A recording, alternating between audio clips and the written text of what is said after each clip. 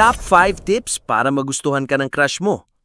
Number 1. Hugasan mo na yung pagmumukha mo, hindi yan filter sa IG. Kung gusto mo mapansin ka, simulan mo sa basic. Maligo ka, bes. Walang charmang taong may amoy lunchbox ng grade 3 student. Hygiene muna bago landi.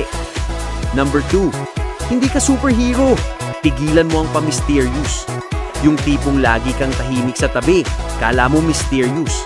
Mukha ka lang dilit sa mundo. Kung gusto mong magustuhan ka, kumilos ka naman parang tao, hindi NPC sa background. Number 3. Magpakita ka ng effort, hindi lang scene.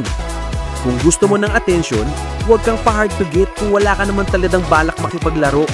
Replyan mo naman minsan, kahit haha, wag lang yung dot na parang galit sa keyboard. Number 4. Charot mo lang ang sarili mo kung pa-cute ka pero masungit ka. Walang may gusto sa taong feeling cute pero laging may masamang hangin sa katawan. Try mo minsan ngumiti, baka sakaling magka-electric connection kayo, hindi lang static. Number 5. Kung wala kang sense of humor, tumahimik ka na lang. Kahit gaano ka pa kagwapo o kaganda, kung boring ka kausap, sayang lang lahi mo.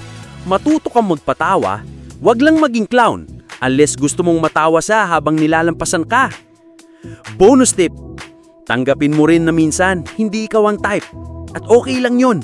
At least di ka nagka-pimple sa stress. Kingi na!